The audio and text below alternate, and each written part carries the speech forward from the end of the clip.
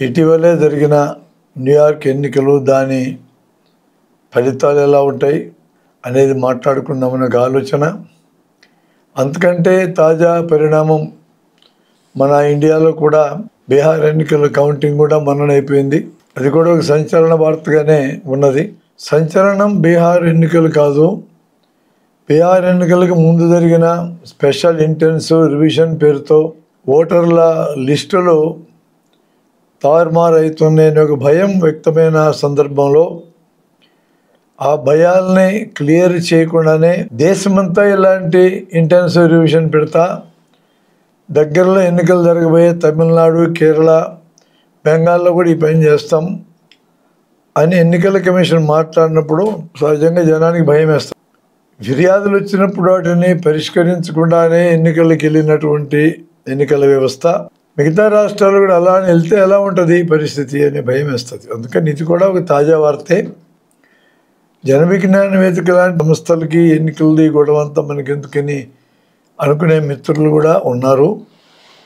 జన విజ్ఞాన వేదిక ఏం అంశాలు చర్చకు స్వీకరిస్తుంది, ఏ అంశాలు పరిశీలనకు స్వీకరిస్తుంది, వీటిని పనిచేయడానికి స్వీకరిస్తుంది అని అనుకున్నప్పుడు దాదాపు భావజాల ప్రభావంతో ఉండే ఏ యాక్టివిటీ మీదనైనా మనం ఆలోచిస్తాం, చర్చిస్తాం, ప్రజల్ని ఎడ్యుకేట్ చేస్తాం, చైతన్యవంతులు చేస్తాం, ఆ పైన సమీకరించడానికి ప్రయత్నం చేస్తాం.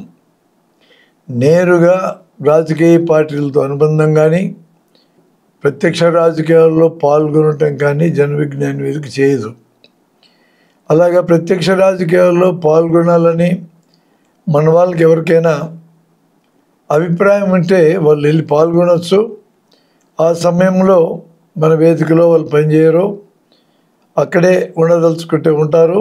లేదు ప్రత్యక్ష రాజకీయాల కార్యక్రమం మీద మాకు అభినవేశం లేదంటే వదిలేస్తారు, తిరిగి మన దగ్గరికి వస్తారు. ఇది గతంలో కూడా జరుగుతుంది. ప్రతి వయోజనుడికి ఓటు హక్కు ఉన్నాక తనకి ఇష్టమైన ఏదో పార్టీకి ఓటు వేయడం అనేది జరిగినాక ఇంకా ఓటర్లతోనూ ఓటింగ్తోనూ ప్రజాస్వామ్యంతోనూ రాజకీయాలతోనూ సంబంధం లేకుండా మనుషులు ఎట్లా ఉంటారు. కాబట్టి జన విజ్ఞాన వేదికలో వ్యక్తులందరికీ రాజకీయాలతో సంబంధం ఉంటుంది. జన విజ్ఞాన వేదిక ఒక సంస్థగా ప్రత్యక్ష రాజకీయాల్లో పాల్గొనదు. మనకి మనం ఏర్పరచుకున్న నిబంధన. కానీ రాజకీయాలని విశ్లేషిస్తుంది, నిశ్చితంగా పరిశీలిస్తుంది, భిన్న వాదనల్ని గమనిస్తాము, ఏ వాదనకి ఎంత బలముందో కూడా చూస్తాం, చెప్తాం. ఇది ఒక పౌరుల సమూహంగా మన బాధ్యత. ఈ బాధ్యతలో వెనక్కైతే వెళ్ళము. ఈరోజు దాదాపు అన్ని రాజకీయ పార్టీల్లోనూ అంతర్గత ప్రజాస్వామ్యం లేదు అనేది మనకు అర్థమవుతుంది. మనం అంతర్గత ప్రజాస్వామ్యాన్ని ఖచ్చితంగా పాటిస్తాం. అంతర్గత ప్రజాస్వామ్యం అనగా చర్చలు చేసుకునే దశలో చిన్నవాళ్ళు, పెద్దవాళ్ళు, కులము, మతము, ప్రాంతము, భాష ప్రాధాన్యతను అవతల పెట్టి స్వేచ్ఛగా తమ మనసులో ఏమనిపిస్తేది మన రాజ్యాంగం ఇచ్చిన హక్కులు భాగం కింద మన సంస్థ లోపల కూడా మాట్లాడుకునే హక్కు మనందరికీ ఉన్నది. అలా స్వేచ్ఛగా మాట్లాడుకున్నప్పుడే పరస్పర భిన్నంగా ఉండే అభిప్రాయాలు చర్చకు వస్తాయి. ఒక్క అభిప్రాయమే ముందుకు వస్తే నిర్ణయం కూడా అభిప్రాయం మీదనే చేయాలనుకునేటట్లయితే అది సరైనదవుతుందో కాదో కూడా తెలిసే అవకాశం లేదు. ప్రాక్టీస్లో దిగిన తర్వాతనే తెలిసే అవకాశం ఉంటుంది. అలా కాకుండా ముందుగానే చర్చించుకోవడం జరిగితే భిన్న అనుభవాలు ఉన్నటువంటి వాళ్ళు చర్చలో పాల్గొన్నప్పుడు చర్చ స్థాయిలోనే కొన్ని విషయాలు మనకి అవగతమవుతాయి. అందుకు మనం ఓపెన్ చర్చను అనుమతిస్తున్నాం. ఈ రకమైన ప్రజాస్వామిక ఓపెన్ చర్చ మన సంస్థనే కాదు, కుటుంబంలో జరగాలి, విద్యాలయంలో జరగాలి, విస్తృతమైన పౌర సమాజంలో కూడా జరగాలి. అన్ని చోట్ల ఇటువంటి ప్రజాస్వామికమైన ఓపెన్ చర్చే ముందుకెళ్ళడానికి తోడ్పడుతుందని మనం నమ్ముతున్నాం. అందులో భాగంగానే మనం రాజకీయాలను కూడా చర్చిస్తాం. ఈరోజు మనం ఎంపిక చేసుకున్న అంశం ఏంటంటే అమెరికాలో ఎన్నికలు జరుగుతున్న తీరు, భారతదేశం ఎన్నికలు జరుగుతున్న తీరు చూద్దామనుకున్నాం. అసలు ఎన్నికలకి ప్రభుత్వానికి సంబంధం ఉంది, ప్రభుత్వాలకి సైన్స్కి కూడా సంబంధం ఉంది. సైంటిఫిక్ ఇన్స్టిట్యూషన్స్ పెట్టాలంటే కావాల్సిన పెట్టుబడిని ప్రభుత్వం సమీకరించి అందించాలి. ప్రభుత్వాలు కానీ అశాస్త్రీయమైన పద్ధతులు పాటిస్తే ఎలా ఉంటుందో మనకు తెలుసు. హరప్పా నాగరికతలో ఆ నాగరికతలో ఉన్న వాళ్ళకి ఎద్దులు తప్ప గుర్రాలు తెలియవో అనేది తవ్వకాల్లో బయటపడది. మరి దాన్ని ప్రభుత్వం వారు అంగీకరించకుండా ఆ తవ్వకాల్లో బయటపడ్డ ఒక ఆర్టిఫాక్ట్లో గుర్రం బొమ్మ ఉందని చెప్పి ప్రచారం చేసి, అంటే ఎద్దు స్థానంలో గుర్రం బొమ్మ ఉందని ప్రచారం చేస్తే వాళ్ళకి లాభం ఏంటి? గుర్రం ఆర్యుల జంతువు. హరప్పా నాగరికత నాటికే ఆర్యులు ఇక్కడ ఉన్నారు, ఇక్కడ నుంచి ప్రపంచమంతా వెళ్ళారు అనే వాదనని సమర్థించుకోవడం కోసము సైంటిఫిక్ డేటాను కూడా వక్రీకరించడానికి ఎటువంటి సిగ్గు లేకుండా ప్రవర్తించే వాళ్ళు పరిపాలనలోకి వచ్చిన తర్వాత సైన్స్ని మాత్రం వక్రీకరించడం ఏముంది గ్యారంటీ? యాన్సెస్ట్రల్ జెనెటిక్స్ అనే ఒక బ్రాంచ్లో మొత్తం పురాతన కాలపు డిఎన్ఏని, జీన్స్ని అనలైజ్ చేసి ఈ పరిణామ క్రమానికి కానీ మానవ జాతి ఎక్కడి నుంచి ఎక్కడికి మైగ్రేషన్ చెందిందనే దానికి కానీ విస్తృతమైన ఆధారాలు అందించిన సైన్స్ అది యాన్సెస్ట్రల్ జెనెటిక్స్ అంటే పురాతన జెనెటిక్స్. దాని ప్రకారం ఆర్యన్ జీన్స్, ద్రావిడ జీన్స్ అని ఒక వర్గీకరణ సైంటిస్టులు చేసుకున్నారు.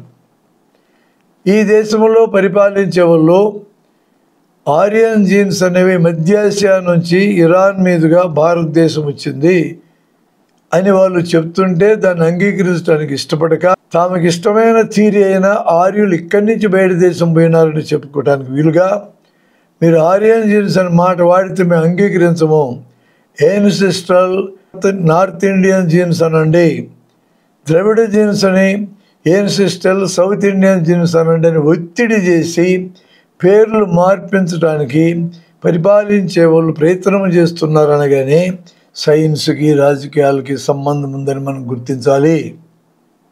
ఇలా అనేక సైంటిఫిక్ పేపర్స్ గతంలో కార్పొరేట్లు ఇన్ఫ్లుయెన్స్ చేసి వక్రీకరించి బయటపెట్టిన సందర్భాలు, వాటిని జెన్యూన్గా పనిచేసే శాస్త్రజ్ఞులు ఖండించి చేసి అవతల పడేసిన సందర్భాలు అనేకం ఉన్నాయి. రాబోయే కాలంలో సైంటిఫిక్ రీసెర్చ్ మీద, శాస్త్రీయ దృష్టి విధానాల మీద పెద్ద ఎత్తున పరిపాలించే వాళ్ళ దాడి జరుగుతుందనే దానికి ఇవన్నీ సంకేతాలని నేను భావిస్తున్నా. అటువంటి దుర్మార్గమైన పనులు ఆగాలంటే కూడా రాజకీయాలకి సైన్స్కి ఉన్న సంబంధాన్ని మనం నిశితంగా చూసి దాన్ని అర్థం చేసుకొని పరిపాలించేటోళ్ళని కట్టడి చేయాల్సిన అవసరం మనకున్నది. దీనికోసం మనం ఒక ప్రతిపాదన కూడా చేసుకున్నాం. ఏ ప్రాంత జనాభాలోనైనా 0.01 జనాభాని మనం పూర్తి స్థాయిలో ఇన్ఫ్లుయెన్స్ చేయగలిగే పరిస్థితికి మనం రావాలి. ఒక కర్నూలు జనాభా 6 లక్షలు అనుకుంటే 1% అంటే 6,000, 0.1 అంటే 600, 0.01 అంటే 60. మొదటి స్టేజ్లో 60 మంది మన టార్గెట్గా ఉండాలి. ఒక్క అంశాన్నైనా స్పష్టంగా అర్థమయ్యేటట్టు ఆకర్షణీయంగా చెప్పగలిగే వాళ్ళు 60 మంది మన మొదటి టార్గెట్. 60 మంది టార్గెట్ మనం రీచ్ కాగలిగితే కర్నూలు న్యూస్లో ప్రతిరోజు మన సంస్థే ఉంటుంది. దాన్ని 600కి కానీ మనం పెంచగలిగితే కర్నూలు మున్సిపల్ కార్పొరేషన్ పరిధిలో ఉన్న అన్ని కార్పొరేట్ స్థానాల్లో ఎవరు నిలబడాలి, ఎవరు పోటీ చేయాలి అనే దాన్ని మనం ఇన్ఫ్లుయెన్స్ చేయగలిగే స్థాయిలో ఉంటాము. 0.1 అయితే 1 అనే స్థాయికి మనం రాగలిగితే మనము చెప్పినట్టే అన్ని వ్యవస్థలు వింటాయి. ఢిల్లీలో రైతులు కేవలం 3 లక్షల మంది సంవత్సరం పాటు కదలకుండా కూర్చుంటే 90 కోట్ల రైతులు ఉన్న ఈ దేశంలో 3 లక్షలు అంటే 0.05 3 బ్లాక్ వ్యవసాయ చట్టాలని ప్రధానమంత్రి గారు వెనక్కి తీసుకునేటట్టు చేయగలిగారు. చట్టాలు తయారు చేసేటప్పుడు పార్లమెంటులో చర్చ లేదు, ఉపసంహరించినప్పుడు కూడా చర్చ లేదు, అది వేరే విషయం. మరలా ఈ చట్టాలు రైతులు బలహీనంగా ఉంటే తీసుకురారని కూడా ఏం చెప్పలేము, కానీ ఇప్పటికి వెనక్కి లాగేసుకున్నారు కదా. ఈ మాత్రం రెస్పాన్స్ అయినా ప్రజాభిప్రాయాన్ని అనుసరించి ఇంతవరకు ఈ దేశంలో పరిపాలించేటోళ్ళు ఏనాడు తీసుకున్నారు కనుక కనీసం ఈ 10 ఏళ్లలో అసలు ఒక నిర్ణయం తీసుకుంటే ఈ 10 ఏళ్లలో పరిపాలించడంలో వెనక్కిపోవడం చూసామా మనం? లేదు కదా. మరి ఈ నిర్ణయం ఎట్లా వెనక్కి తీసుకున్నారు? ఎప్పుడు కూడా నంబర్ ఆఫ్ పీపుల్ అనేది ఎక్కడైనా నిలయగలదు. కాబట్టి ఆ నంబర్ అనే దాన్ని రీచ్ అయ్యేదాకా మనలాంటి సంస్థలు విశ్రమించకుండా పనిచేస్తేనే రాజకీయాల వైపు నుంచి సైన్స్ మీద అంటే విజ్ఞానం మీద జరిగే దాడిని ఎదుర్కోవడం సాధ్యమవుతుంది అనేది మనం స్వీకరించినప్పుడు రాజకీయ విశ్లేషణ కూడా మన యొక్క పరిధిని దాటి వెళ్ళదు అని నా అభిప్రాయం. అమెరికాల ఎన్నికలకి ఇండియాల ఎన్నికలకు ఉన్న ప్రధానమైన తేడా నేను చెప్తా. ట్రంప్ అమెరికా ఎన్నికల్లో ఓడిపోయాడు ఒకసారి. ఓడిపోయినా కూడా దాన్ని అంగీకరించకుండా ట్రంప్ అనుచరులు వైట్ హౌస్ మీద దాడి చేశారు. ఆ కేసు ఇప్పటికీ నడుస్తూనే ఉంది. అంటే దాదాపు 250 ఏళ్ళ వయసు కలిగిన ప్రజాస్వామ్యమని ప్రపంచానికంతా గొప్పలు చెప్పుకుంటున్న అమెరికన్ ప్రజాస్వామ్యంలో ఓడిపోయిన వాళ్ళు తను ఓడిపోయినని అంగీకరించకుండా తానే గెలిచాననే పేరుతో వైట్ హౌస్ మీద దాడి చేయడానికి ఏమాత్రం సిగ్గుపడకుండా ప్రయత్నం చేసిన ఘటన మనం చూసాం. ఆ ప్రజాస్వామ్యంతో పోల్చుకుంటే మన ప్రజాస్వామ్యంలో కోట్లు ఖర్చు పెట్టి రకరకాల విన్యాసాలు వేసి చివరికి ఓడిపోయిన అభ్యర్థి మాట్లాడకుండా గెలిచిన అభ్యర్థికి ఆఫీస్ అప్పచెప్పి పక్కకి రావడం చూస్తున్నామా లేదా? అమెరికన్ ప్రజాస్వామ్యం కంటే మనం బాగున్నట్టు లెక్క. ఒక నియోజకవర్గంలో 4 అభ్యర్థులు పోటీ చేస్తే గెలవడం కోసమని 4 మనకు ప్రీతిపాత్రమైన దేవదేవుడు వెంకన్న స్వామి దగ్గరికి వెళ్ళి తలా 1,00,000 హుండీలు వేసి అడ్వాన్స్గా అయ్యా నేనే గెలిచేటట్టు చూడని ఆయన ప్రార్థించి గెలిచిన తర్వాత 1,00,00,000 వేస్తాడని వాగ్దానం చేసి వెనక్కి వచ్చి ప్రచారం చేసుకున్న తర్వాత వెంకటేశ్వర స్వామి కూడా చాలా న్యాయంగానే వ్యవహరిస్తాడు. ఒకరినే గెలిపిస్తాడు, 4గురిని అయితే గెలిపించడు ఎంత అడ్వాన్స్ ఇచ్చినప్పటికీ కూడా. అలాంటప్పుడు గెలిచిన అభ్యర్థి సరే 1,00,00,000 ఇస్తాడు వాగ్దానం చేసినట్టు. ఓడిపోయిన 3 మరలా వెంకన్న స్వామి దగ్గరికి వెళ్ళి మేము ఇచ్చిన ₹1,00,000 మాకు ఇవ్వమని అడగరు కదా. ఎంత మంచి ప్రజాస్వామ్యం ఇది! అమెరికాలో ఈ స్థాయి కాదు కదా. ఈ ఒక్క విషయంలోనే అమెరికా కంటే మనం ముందున్నామేమన్న అనుమానం నాకు వస్తుంది. మీరు ఒక్కసారి న్యూయార్క్లో జరిగిన ఎన్నికలు చూడండి. జోరాన్ మందాని ఇతను ముస్లిం. ఈరోజు ప్రపంచమంతా ఇస్లామోఫోబియా అంటే ఇస్లాము భయంకరమైంది, జిహాద్ అనే పేరుతో ఆత్మదాడులు చేస్తారు, మతాన్ని వ్యాపింపజేయడం అనే పేరుతో ఎలాంటి ఘాతకం చేయడానికి వెనుకాడులోనే ప్రచారం జరుగుతున్న టైంలో న్యూయార్క్లో ట్విన్ టవర్స్ని బిన్ లాడెన్ పంపించిన విమానాలు గుద్దేసిన తర్వాత ఈ ఇస్లామోఫోబియా అమెరికాలో కూడా విపరీతంగా పెరిగింది. అమెరికన్ సమాజంలో చాలామంది ఇస్లాం మతాన్ని స్వీకరించిన వాళ్ళని వ్యతిరేకంగా భావించటం, కొన్ని చోట్ల దాడులు జరిగినటువంటి నేపథ్యంలో ఒక ఇస్లాంకు సంబంధించిన జోహాన్ మందాని గెలవడం సామాన్యమైన విషయం కాదు. తర్వాత అమెరికాలో ట్రంప్ నాయకత్వాన వలసలు వచ్చిన వాళ్ళందరూ వెళ్ళిపోవాలి, వీళ్ళ వల్లనే నా దేశం వెనుకబడి ఉంది అని ప్రకటించడమే కాకుండా దాడులు చేస్తూ తరిమేస్తూ కొంతమందికి కాళ్ళకి చేతులకి సంఖ్యలు వేసి విమానాలు ఎక్కించాయా దేశాలు వదిలిపెడుతున్న నేపథ్యంలో ఒక వలస వ్యక్తి మందాని, న్యూయార్క్ నగరం అంటేనే వలసలు ఎక్కువగా ఉండే నగరం, అక్కడ నుంచి మెజారిటీ సంపాదించుకొని గెలవడం అనేది సిగ్నిఫికెన్స్ ఉన్నటువంటి ఒక అంశం అనేది నా అభిప్రాయం. ఏంటి ఈ విజయం వెనుకున్న కొన్ని అంశాలు అనేది నేను మీకు పరిచయం చేయడానికి ప్రయత్నం చేస్తాం. న్యూయార్క్ నగరాన్ని నిర్మించిందే వలసవాదులు.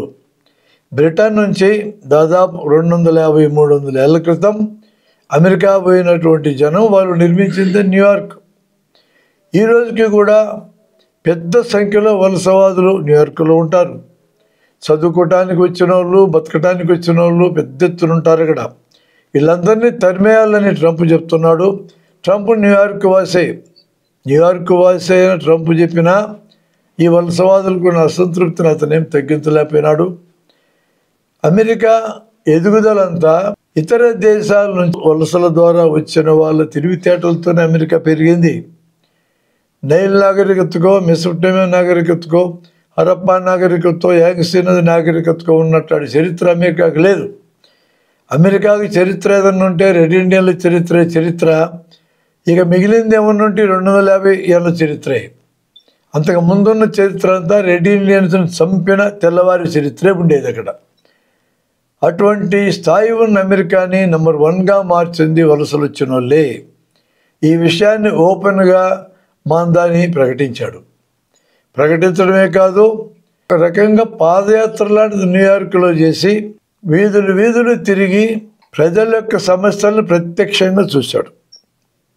వాటిలో తను గమనించిన సమస్యల్ని, ఆ సమస్యలనే తన లీడ్ పాయింట్స్గా మార్చుకొని, తన ఎన్నికల క్యాంపెయిన్ కింద మార్చుకొని, గెలిచిన తర్వాత ఏం చేయబోతున్నాను కూడా వాటి మీద ఆధారపడి ప్రకటించాడు. ఇది చిన్న విషయం అయితే కాదు. వలసలు వచ్చినటువంటి వాళ్ళు ఉద్యోగాల కోసం పోయినా, చదువుకోవడానికి పోయినా సిటీ బస్ ఛార్జీలకు భారం, దాన్ని తగ్గించడానికి సిటీ బస్ ఛార్జీలు లేకుండా చేస్తాను పోన్నాడు. ఇప్పుడు తెలంగాణలో, ఆంధ్రలో కూడా ఆడవాళ్ళకి సిటీ బస్ ఛార్జీలు లేకుండా చేశారుగా. అది అంతవరకు వాళ్ళకి మేలే కదా, ఆ ఖర్చు వాళ్ళకి మిగిలినట్టే కదా. బస్ ఛార్జీలకి భర్తలను అడిగి తీసుకున్నటువంటి వాళ్ళు మిగిల్చుకొని పప్పుల డబ్బాలను వేసుకుంటారు కదా. అది చిన్న బెనిఫిట్ అయినా కూడా వాళ్ళకి బెనిఫిటే. అది వాళ్ళు అడిగారా లేదా వేరే విషయం. ఇక్కడైతే బస్ ఛార్జీలు మీకు ఉండవని చెప్పని ప్రకటించాడు. న్యూయార్క్ పరిధిలో ఉండవు. ఈ మధ్యకాలంలో ప్రజలకు ఆదాయాలు ఫ్రీజ్ అయిపోయినాయి, పెరగడం ఆగిపోయినాయి. ట్రంప్ యొక్క టారిఫ్ విధానాలు వచ్చినాక పెద్ద నష్టం ఏమి జరిగిందంటే, చౌకగా చైనా లాంటి దేశాల నుంచి వచ్చే వస్తువుల మీద భారీగా సుంకాలు వేసినందువల్ల ఆ చౌక వస్తువుల ధరలు పెరిగి పేద తరగతి, దిగువ మధ్య తరగతి వాళ్ళ జీవితాలు చిన్నాభిన్నం కావడానికి ట్రంప్ యొక్క టారిఫ్లు కూడా తోడ్పడ్డాయి. ఈ పరిస్థితుల్లో అంటే అందుబాటులో ఉన్న తక్కువ ఖరీదైన వస్తువులు దొరకని స్థితి, తమ యొక్క జీతాలు ఫ్రీజ్ అయిన స్థితి ఉన్న సమయంలో ఇతను చేసిన వాగ్దానం ఏంటంటే, న్యూయార్క్ సిటీలో రోజువారీ కూలి లేదా వేతనం గంటకి 10-15 ఉంటే కుదరదు, కనీస స్థాయిని $30 కింద మారుస్తాను అని వాగ్దానం చేశాడు. ఈ రోజువారీ పనులు చేసుకుని బతికే వాళ్ళకి చాలా పెద్ద ఊరట. ఇటుపక్క జీతాలు ఫ్రీజు, ఆదాయం తక్కువ, న్యూయార్క్లో అద్దెలు విపరీతంగా ఉంటాయి. వీళ్ళ ఆదాయంలో 3 వంతు అద్దెలకే పోతాయి. అందుకని న్యూయార్క్ సిటీలో ఉన్న అద్దె గృహాలన్నిటికీ అద్దెని ఫ్రీజ్ చేస్తానన్నాడు తన టెన్యూర్ అంతా. ఈ 3 అద్భుతంగా జనాన్ని ఆకర్షించినాయి.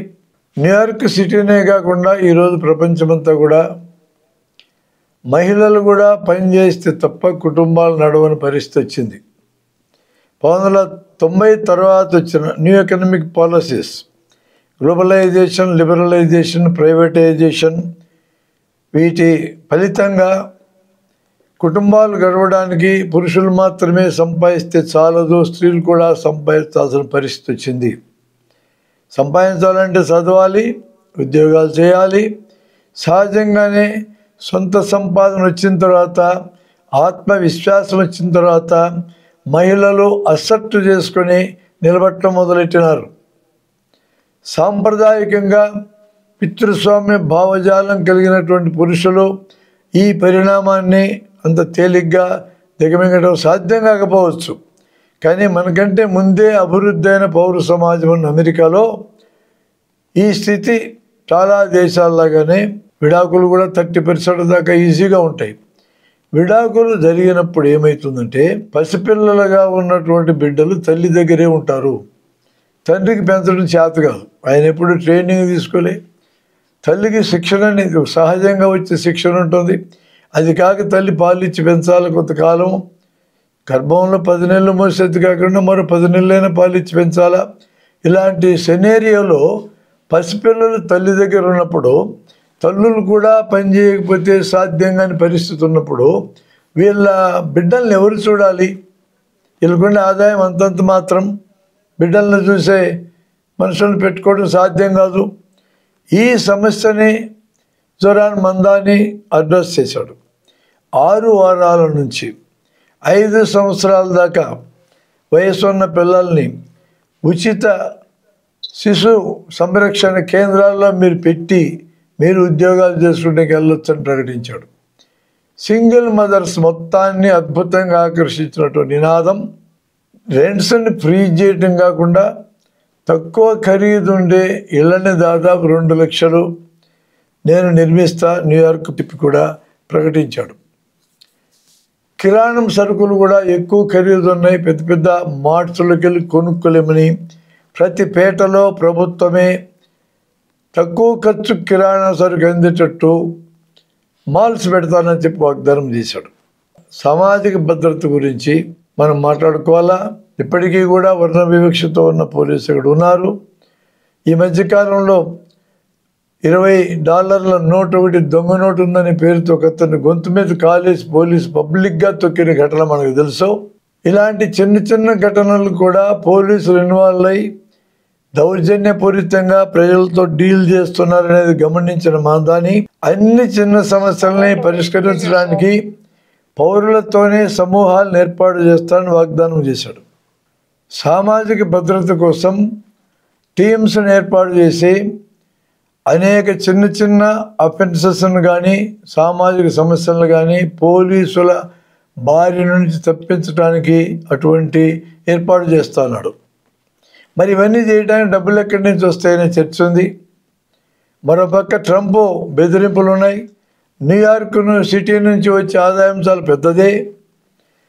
అయినప్పటికీ కూడా ఇవన్నీ చేయాలంటే అదనపు ఆదాయం కావాలి.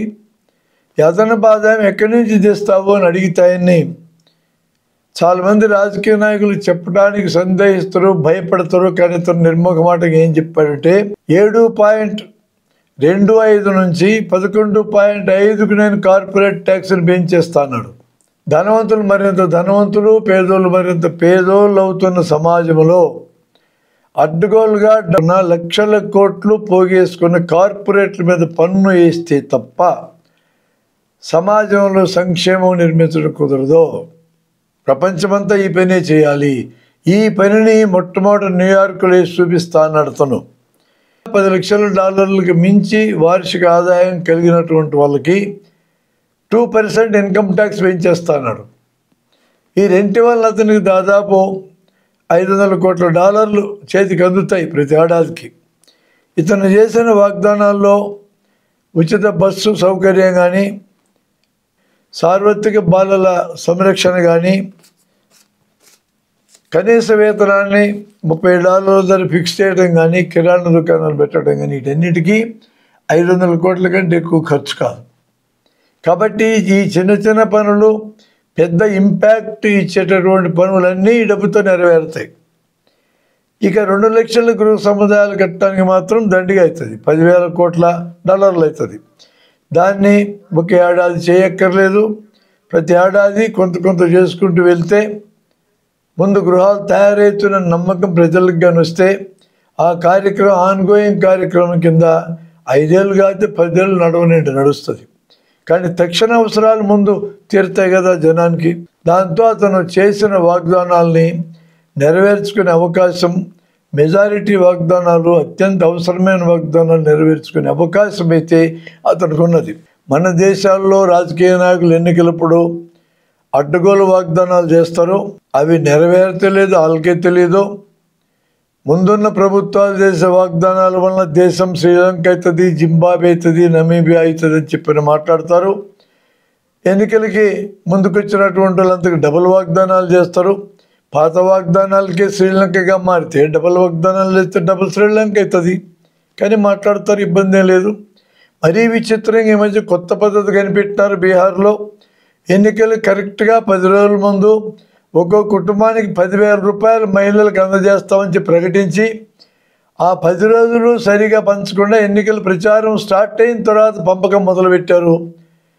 కొన్ని వేల కోట్లు జనానికి అఫీషియల్గా ఎన్నికల సమయంలో పంచినారు. ఇదివరకంతా అన్అఫీషియల్గా దొంగతనంగా ఓట్లు కొనడం చేసేటోళ్ళు ఇప్పుడు ప్రభుత్వం డబ్బుతో పబ్లిక్గా ఓట్లు కొనే కార్యక్రమాన్ని బీహార్లో మన ఎన్నికల్లో చేశారు. అందరికీ తెలిసిందనే మాట్లాడుతున్నాం. అంటే సంస్థాగతంగా ఉన్న చట్టాల్లో ఉన్న లోపాలను వాడుకుని ప్రభుత్వ డబ్బునే బంగారం కింద చేసి ఇంకా 5 ఏళ్ళ దాకా ఆడవాళ్ళకి ఏమి ఇచ్చేసినాం కదా, 10,000 అయిపోయింది నీ స్టోరీ అంటారు. అలాంటి సందర్భంలో ఇచ్చిన వాగ్దానాల్ని ఖచ్చితంగా నెరవేర్చుకోగలిగే అవకాశంతో సహా ప్రజలకు స్పష్టంగా జొరాన్ మందాని చెప్పాడు. వీటిని కానీ అతను నెరవేర్చగలిగితే పరిస్థితి ఎలా ఉంటుంది? ఇతను డెమోక్రాటిక్ పార్టీ అభ్యర్థి.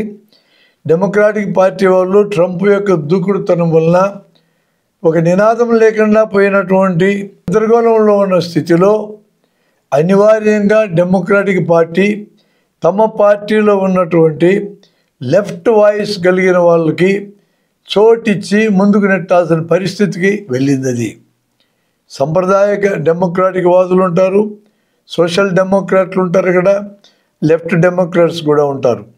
ఇదివరకు బెర్నీ శాండర్స్ జో బైడెన్ మీద పోటీ చేసిన ఆయన, అంతర్గత పోటీ చేసిన ఆయన కూడా లెఫ్టిస్టే. లెఫ్టిస్టుల యొక్క వాయిస్ అమెరికన్ సివిల్ సొసైటీలో పెరుగుతూ ఉందనే దానికి ఇతని గెలుపు ఒక చిన్న ఆధారం కింద మనం భావించే అవకాశం అయితే ఉన్నది. ఇతని ఇవన్నీగా నెరవేర్చగలిగితే రేపొద్దున ప్రెసిడెన్షియల్ క్యాండిడేట్గా డెమోక్రాటిక్ పార్టీ ఇతన్ని ఆలోచించడం కూడా ఆశ్చర్యపడక్కర్లా. సంప్రదాయకంగా అమెరికన్ సొసైటీ కమ్యూనిస్టు వ్యతిరేకులు, అసలు కమ్యూనిస్ట్ అని మాటింటేనే గంగవీరులు ఇస్తాయి, పెట్టుబడిదారులు, స్వేచ్ఛా వ్యాపారం, మన ఇష్టం వచ్చినట్టు మనం దోచుకునే అవకాశం మనకు ఉండాలా అనే ఒక సంప్రదాయం కలిగినటువంటి ఒక సొసైటీలో మార్పు మొదలైంది. సామాన్య ప్రజలు తిరగబట్టడం మొదలెట్టారు. దాదాపు 70 లక్షల మంది ట్రంప్ అధికారానికి వచ్చిన 10 నెలలలోపే 4వ విడతగా తిరగబడ్డారు ట్రంప్ విధానాల మీద. సివిల్ సొసైటీ చాలా సెన్సిటివిటీ కలిగినటువంటిది అమెరికాలో ఉన్నది. అంత మాత్రం సెన్సిటివిటీ మన దేశంలో ఉండుంటే అనేక కడగళ్ళు అనుభవిస్తున్న మన దేశం 10 ఏళ్ళు ప్రభుత్వాలు ఎట్టభరించినాయి. 2014లో మన మోడీ సాబ్ గారు ఒక అకౌంట్కి 15 లక్షలు తెచ్చిస్తా అన్నారు, వాగ్దానం చేశారు. మర్చిపోయినారు జనం. సివిల్ సొసైటీ యాక్టివ్గా ఉంటే అడగదా?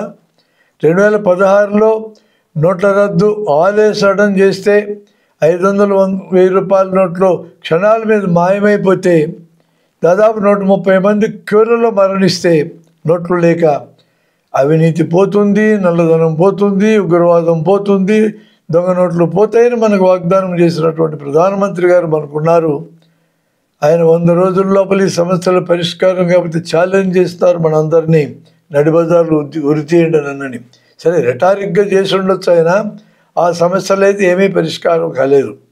పైగా నల్లధనం మొత్తము 3 లక్షల కోట్లు రిజర్వ్ బ్యాంకుకి వచ్చి చేరింది, 10,000 కోట్లు తప్ప. కానీ మనం ఏం మాట్లాడడం, కర్మ సిద్ధాంతాన్ని నమ్మేవాళ్ళం. మనకు బాధలు వస్తే మన కర్మ, మేలు జరిగితే రాజకీయ నాయకులు గొప్పతనం అనే దానికి అలవాటు పడ్డోళ్ళం మనం. అది అయిపోయింది. జిఎస్టీ వచ్చిన తర్వాత చిన్న చిన్న పరిశ్రమలు, మధ్యతరగతి పరిశ్రమలు అడ్డం పడుకున్నాయి. ఇప్పటికి లేవల చిన్న పరిశ్రమలు, మధ్యతరగతి పరిశ్రమలు ఎంకరేజ్ చేయకుండా ఏ ఎకానమీ కూడా సౌండ్గా ముందుకు నడవదు. ఆ సమస్య కూడా పరిష్కారం కాలే. ఇప్పుడు 7-8 ఏళ్ళు అయిన తర్వాత జిఎస్టీ 2.0 అనే పేరుతో తగ్గించాం మేము చూడండి అని ఒక్కొక్క కుటుంబానికి 10,000 నుంచి 15,000 లాభం జరుగుతుంది చూడని మనకు చెప్పారు. మన ఈ మధ్య పండుగ చేసుకోమన్నారు, పండుగ చేసుకున్నాం. సమస్య ఏంటంటే 8 ఏళ్ళు ఒక్కో కుటుంబం దగ్గర నుంచి ఏడాదికి 15,000 తీసుకున్నారు కదా మీరు అదనంగా, అది మాకు వెనక్కిస్తారా అని అడుగుతున్నారు జనం. జవాబు ఇయ్యరు. కార్లన్నిటికీ, బస్సులన్నిటికీ లైఫ్ ట్యాక్సులు కట్టించుకుంటారు రోడ్లు వేయడం కోసమని. రోడ్డు మీద టోల్ గేట్లు మాత్రం మానేయరు. ఇప్పుడు ఏడాదికి 60,000 కోట్ల టోల్ గేట్లు వసూలు చేస్తున్నారు. జీపీఎస్కి లింక్ పెడితే మరి 40,000 కోట్లు వసూలు చేస్తారు.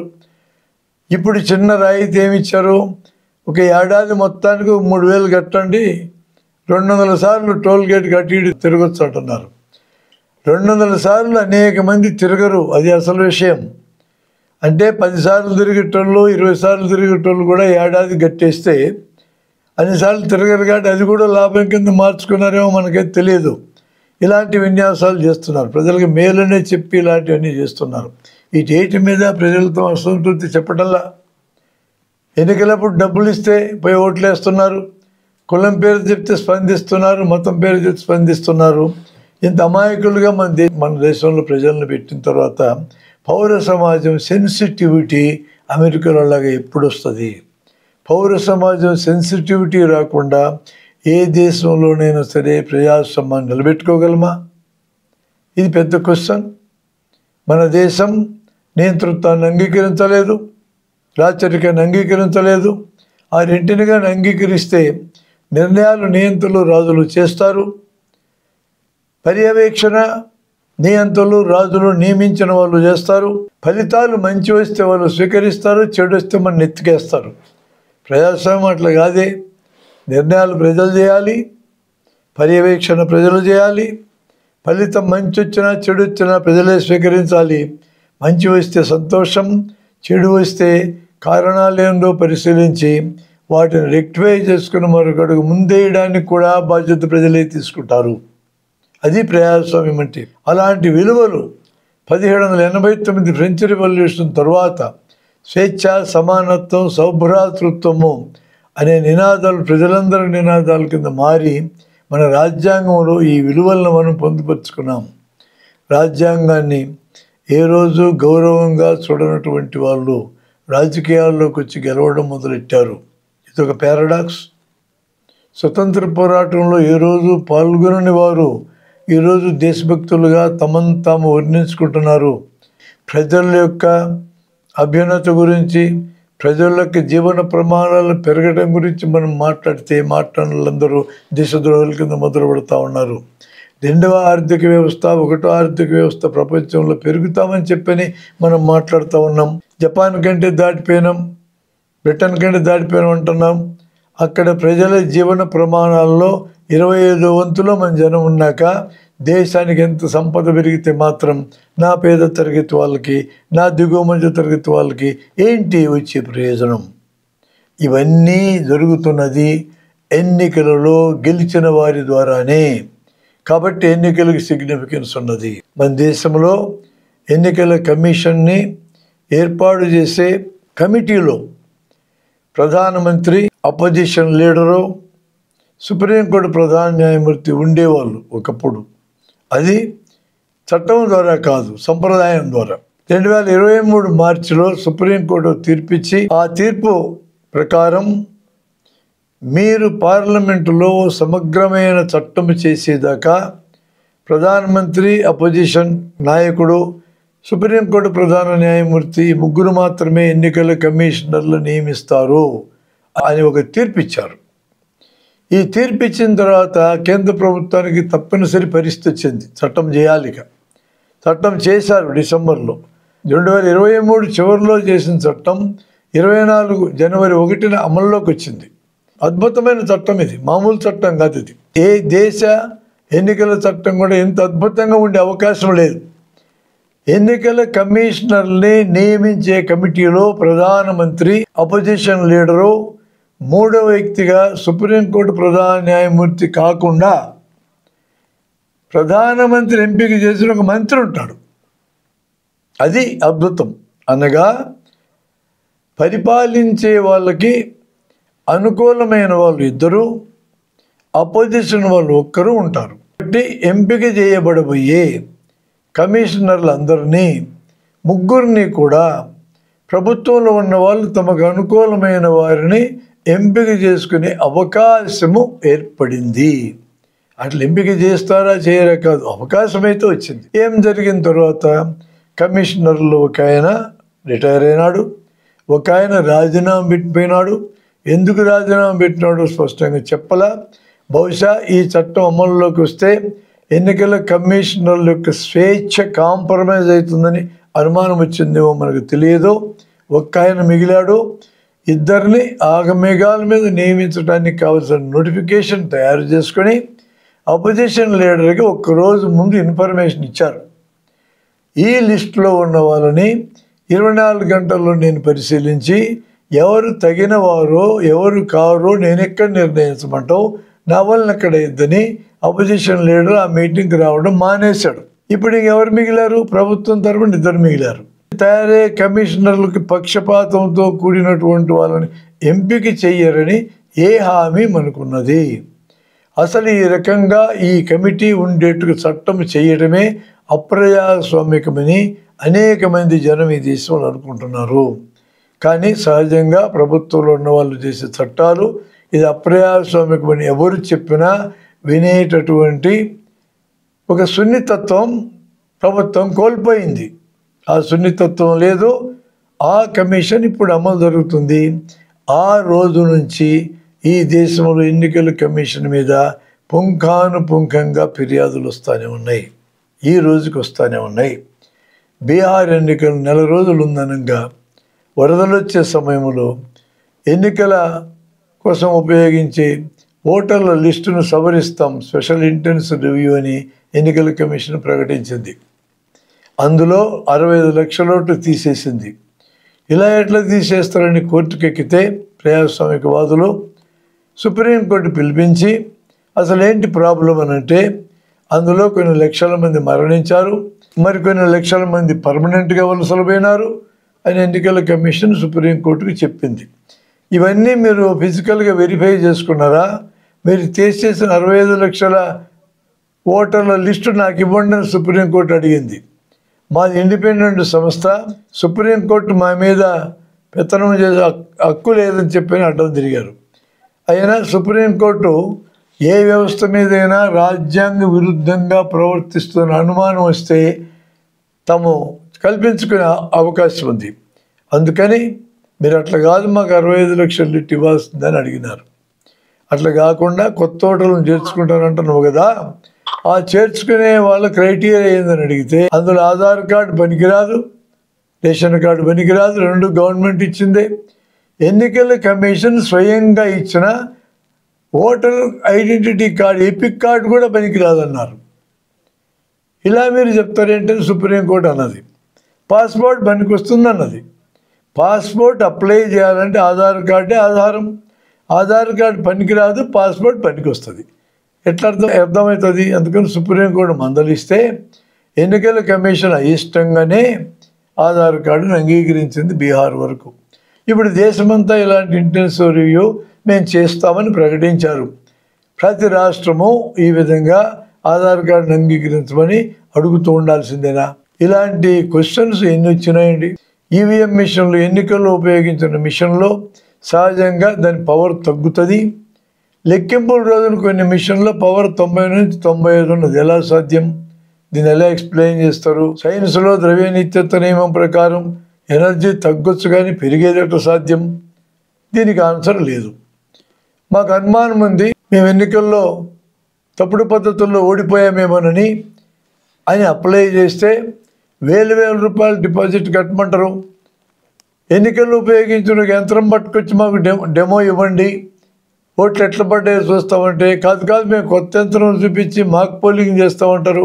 వాళ్ళు అడిగింది ఒకటి, వాళ్ళు చెప్పేది ఒకటి. ఏదైనా ఒక అభ్యర్థికి తన ఎన్నిక మీద అనుమానం వస్తే అప్లై చేయాలంటే ఆధారాలు ఏంటి? ఓటింగ్ మిషన్లు, వీవీప్యాట్లో ఉండే స్లిప్పులు, 6 గంటల తర్వాత ఎన్నికలు జరిగితే పాల్గొన్న ప్రతి ఓటర్ యొక్క వీడియో, సీసీటీవీ ఫుటేజీ, 6 గంటల తర్వాత పాల్గొన్న వాళ్ళకి ఇచ్చిన స్లిప్పులు, ఈ 5 ఆధారాలు. వాళ్ళు ఇంటర్నల్గా ఒక స్టాండర్డ్ ఆపరేటింగ్ ప్రొసీజర్స్ తయారు చేసుకుని వీటన్నిటినీ 45 రోజుల లోపల ధ్వంసం చేయాలని చెప్పి ధ్వంసం చేసినారు. చెప్తున్నారు ధ్వంసం చేసినామని. మరి ఆధారాలే ధ్వంసం చేసినాక ఎన్నిక సరిగా జరిగిందో లేదు ఎట్లా అడగాలి? కోర్టు ఎట్లా నిర్ధారించాలి? అనేక సార్లు కోర్టులు ఇది చర్చకు వస్తే ఇక ముందు చేయమిట్లా అని చెప్తారు తప్ప చేసిన దానికి ఏంటి ఆన్సరు? పోయినసారి జరిగిన ఎన్నికల్లో 4 నియోజకవర్గాల్లో మాత్రమే వీవీప్యాట్లో ఎన్నికల మిషన్లో పడ్డ ఓట్లు టాలీ అయినాయి. మిగతా అన్ని నియోజకవర్గాల్లో కూడా ఎక్కువ తక్కువలు జరిగినాయి. అదే బ్యాంకులో సాయంత్రానికి డబ్బు టాలీ ₹1 తేడా వస్తే గంటలు కూర్చొని ఆఫీసర్లు అందరూ మేనేజర్ సహా తలకాయలు పట్టుకొని దాన్ని పరిష్కరించి కానీ ఇంటికి వెళ్ళరు. ఇంత పెద్ద దేశంలో ఇంత పెద్ద క్రతువు ఎన్నికల యాక్టివిటీ జరుగుతూ ఉంటే 4 నియోజకవర్గాలు తప్ప అన్ని నియోజకవర్గాల్లో ఎక్కువ తక్కువ ఓట్లు పడితే వాటిని ఎందుకు నిర్ధారించరు? మాన్యువల్ లెక్క కాదు కదా, డిజిటల్ లెక్క, కంప్యూటర్ లెక్క, నిమిషాల్లో టాలీ అవుతుంది. మరి డిజిటల్ ఓటర్ లిస్టులు ఇస్తే మొత్తం పరిశీలించడానికి వీలవుతుంది కదా. మేము ఇయ్యం, కాగితాలు ఇస్తామంటున్నారు. ఏమి ఇస్తే ఇబ్బంది? ఎవరు అడిగినారు? ఇలాంటి సాధారణ మనుషులు అడగలేదు. ఎన్నికల కమిషన్ని ఎంపిక చేసే కమిటీలో ఒక మెంబర్ అపోజిషన్ లీడర్ అడిగితే కూడా మేము ఇయ్యమనంటే ఇది ఎక్కడి పారదర్శకత, ఇది ఎక్కడి ప్రజాస్వామ్యత ప్రవర్తన అని జనం ఆశ్చర్యపోయే అవకాశం రాదా? ఇలాంటి వాటిని association of democratic reforms, vote for democracy అని 2 సంస్థలు బయట పెడితే ఈ రోజు వరకు కూడా ఈ సంస్థలు తప్పుడు సమాచారాన్ని ప్రచారం చేస్తున్నాయని వాళ్ళ మీద చర్యలు తీసుకోలే. వాళ్ళు బయటపెట్టిన 2వ ఫేజ్ ఎన్నికలు 89 స్థానాల్లో జరిగితే 80 స్థానాల్లో ఎన్డీఏకి అడ్వాంటేజ్ గెలిచింది అని చెప్పి రిపోర్ట్ వచ్చింది. వాళ్ళు ఇచ్చిన రిపోర్ట్ ఇది, ఎవరు కనిపెట్టింది కాదు. ఎన్నికల కమిషన్ యొక్క వెబ్సైట్ నుంచి తీసుకున్న సమాచారం ఇది.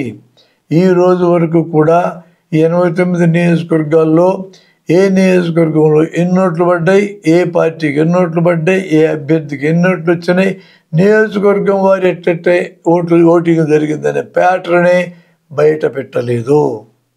6 గంటల తర్వాత 12.5% ఓట్లు పడ్డటువంటి నియోజకవర్గాలు కొన్ని ఉన్నాయి.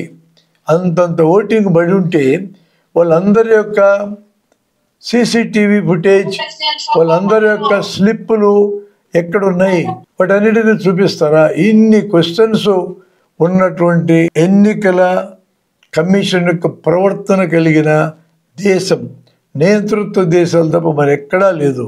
ప్రజాస్వామ్య దేశమని మనకు మనం ప్రకటించుకున్నటువంటి చోట ఇలాంటి అవకతవకలు, ఇలాంటి గ్యాప్స్ ఉండకూడదు కదా.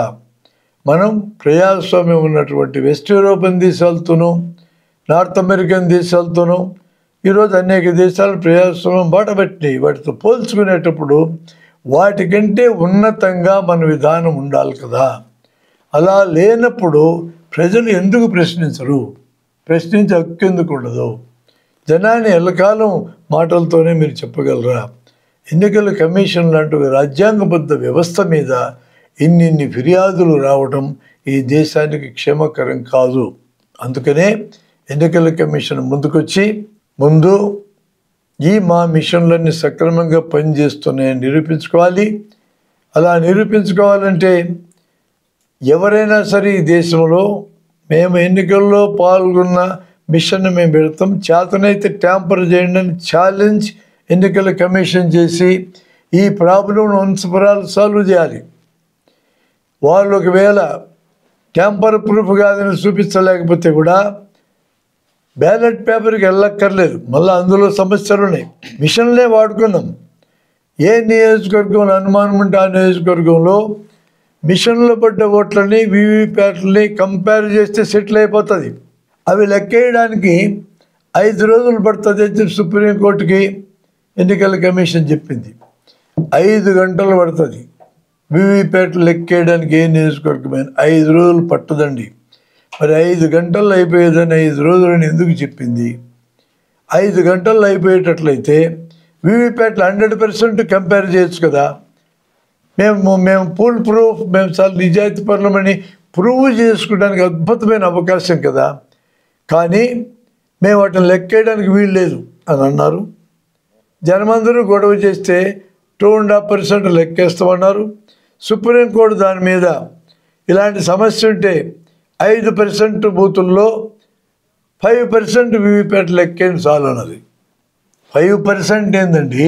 అనుమానం వస్తే మొత్తం లెక్కేయాలా? ఒక్క పౌరుడు అడిగినా కూడా సమాధానం చెప్పాల్సిన బాధ్యతలు ఎన్నికల కమిషన్ ఉన్నది కదా. ఎందుకంటే పౌరులందరూ కట్టినటువంటి పన్నుల ద్వారా నిర్వహించబడే వ్యవస్థలు ప్రజలకు ఎవరికి రెస్పాన్సిబుల్గా ఉంటారు? ఇదివరకు టీఎన్ శేషన్ చెప్పాడు కదా, నేను ఎన్నికల కమిషన్ రాజ్యాంగబద్ధ వ్యవస్థని నేను పార్లమెంటుకి, దేశ అధ్యక్షుడికి, ఈ ప్రజలకి తప్ప ఎవరికి బాధ్యుడిగా ఉండనన్నాడు ఆయన. అది కరెక్ట్. అది ఫైనల్గా ఈ ప్రజలకంటే ఈ రాజ్యాంగానికి, రాజ్యాంగం యొక్క అత్యున్నత రిప్రజెంటేటివ్ పార్లమెంట్, పరిపాలించే ప్రభుత్వం కాదు, క్యాబినెట్ కాదు, ప్రధానమంత్రి కాదు అని స్పష్టంగా చెప్పాడుగా. కాబట్టి ఈ ప్రజల యొక్క ప్రతినిధులైనటువంటి వాళ్ళు ప్రజల యొక్క మ్యాండేట్ మీద, ప్రజల యొక్క కోరిక మీద గౌరవం ఉంచి ఇలా సీసీటీవీ ఫుటేజ్ ధ్వంసం చేయటం కానీ అవసరం ఏముందండి? ధ్వంసం చేయాల్సిన అవసరం ఉంటుంది. ఒక 5 ఏళ్ళు 10 ఏళ్ళు ఉంటుంది.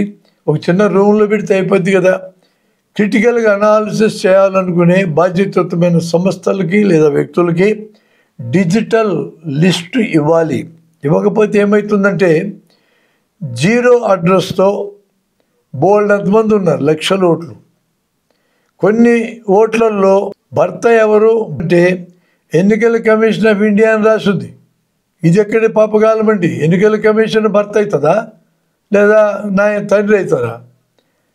అలాగే 100 ఏళ్ళు దాటిన ఓటర్లు సవరించబడిన ఎన్నికల లిస్టు సుప్రీంకోర్టు అబ్జర్వ్ చేసిన తర్వాత పెట్టిన బీహార్ ఎన్నికల లిస్టులోనే 1,00,000 మంది 100 ఏళ్ళు దాటిన ఓటర్లు ఉన్నారు. సవరించబడిన తర్వాత సుమండి 3.5 కోట్ల ఓటర్లు 10 మంది కంటే మించి ఒక అడ్రస్లో ఉన్నోళ్ళు ఉన్నారు. 10 మంది కంటే మించితే ఎన్నికల కమిషన్ తరఫున ఫిజికల్ వెరిఫికేషన్ చేసి అది వాస్తవమో కాదో చూడాలి. ఎట్లా ప్రజలకి విశ్వాసం కలుగుతుంది?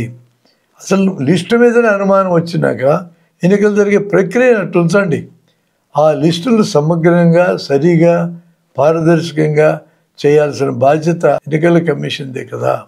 ఇలా అడగడంలో తప్పేముంది? దేశ ప్రజలు అడగవలసింది ఏంటంటే మా అందరి తరఫున ఎన్నికల్ని నిష్పక్షపాతంగా జరపాలనుకునే బాధ్యతలో ఉన్న మీరు ఎన్నికల కమిషన్ ద్వారా మీ ద్వారా ఏర్పడిన లిస్టు సరైన పద్ధతిలో ఉన్నది అనే దాన్ని తమరు మా అందరికీ నిరూపిస్తే మేమందరూ సంతోషపడతాము. నా ఓటు నా ఇష్టం వచ్చిన పార్టీకి పడాలా? నేను ఏ పార్టీకి వేసానో ఆ పార్టీకే పడ్డట్టు నాకు తెలియాలా? వీవీప్యాట్ ద్వారా నాకు అనుమానం మిషన్ మీద వస్తే నువ్వు పోల్చి చూపించి నువ్వు వేసినోడికి పడ్డదని చూపించాలా? ఎంతమంది ఎన్ని పార్టీలకు ఓట్లు వేస్తే అన్ని ఓట్లే లెక్కించబడాలా? ఎక్కువ తక్కువ లెక్కించబడకూడదు. ఆంధ్రప్రదేశ్లో 2024 ఎన్నికల్లో 49 లక్షల ఓట్లు ఎక్స్ట్రా లెక్కించబడ్డాయని వాళ్ళ వెబ్సైట్లో తెలుస్తుంది. 39 లక్షల ఓట్లు ఒరిస్సాలో ఎక్స్ట్రా లెక్కించబడ్డాయంటే అట్లా లెక్కించబడకూడదు. ఎన్నుంటే అన్ని లెక్కించబడాలా? ఈ విశ్వాసం ప్రతి ఓటర్కి దేశంలో ఉండాలా? ఈ జాగ్రత్త ఎన్నికల కమిషన్ తీసుకోవాల్సిన గురుతర బాధ్యతలో ఆ వ్యవస్థ ఉన్నది అని మేము భావిస్తున్నాం. ఎన్నికల విధానం ఇలా ఉండడం చాలా కాలం చూస్తున్నాం. చాలా అబరేషన్స్ ఉన్నాయి. ఏంటి దీనికి నిష్కృతి అంటే ప్రజాస్వామ్యాన్ని యాక్సెప్ట్ చేసినాక ఎన్నికలను కూడా మనం యాక్సెప్ట్ చేయాల్సిందే. ఈ పద్ధతిలోనే యునానిమస్గా ఎన్నిక చేసుకోలేనప్పుడు ఈ పద్ధతిలోనే ఎన్నిక చేసుకోవడం గత్యంతరం లేదు. ప్రభుత్వాలు ఈ రోజున ప్రజల యొక్క సంఖ్యకి మాత్రమే రెస్పాండ్ అవుతున్నారు తప్ప ఎనీ సెన్సిబుల్ సేన్ అడ్వైజ్కి రెస్పాండ్ అయ్యే పరిస్థితిలో ఈరోజు లేరు. కాబట్టి నంబర్ పెరగాల్సింది. ఈరోజు నంబర్తోనే పాలించేటోళ్ళు ఎన్నికైతున్నారు. వాళ్ళని అదుపు చేయాలన్నా కూడా నంబరే అదుపు చేయాలి.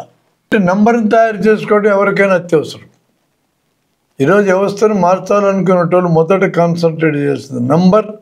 తర్వాత నంబర్ యొక్క క్వాలిటీ సరిగా ఆలోచించగలిగే వాళ్ళగా వాళ్ళని మార్చుకోవాలి. ఎందుకంటే షార్ట్ కట్ ఇక్కడ లేదు అనేది నా అభిప్రాయం. దాన్నే మనం దృష్టి పెట్టాలంటున్నాం. ఓ దీర్ఘకాలికమైన ప్రాసెస్ అంటారా? నిజమే, దీర్ఘకాలికమే.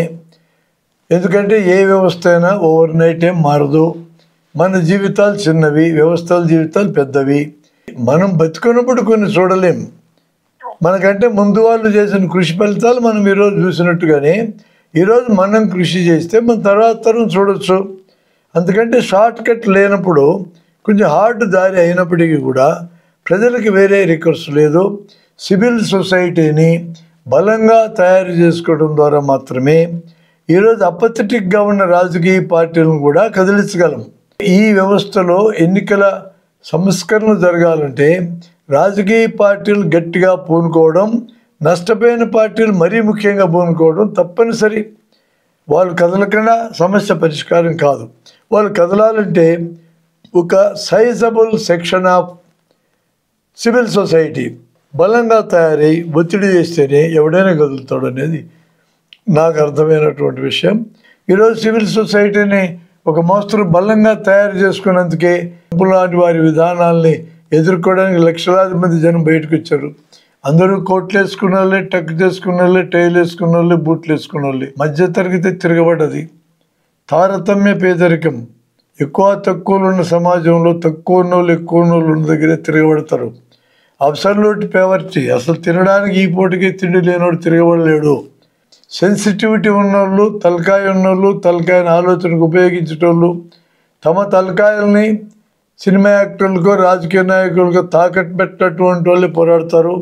అంబేద్కర్ చెప్పినట్టుగా భక్తి భగవంతుని మీద ఉంటే మేలు దొరుకుద్దేమని నేను చెప్పలేను, కానీ భక్తి రాజకీయ నాయకుల మీద ఉంటే నియంతలు తయారవుతారని వార్నింగ్ 1949లో ఇచ్చాడు.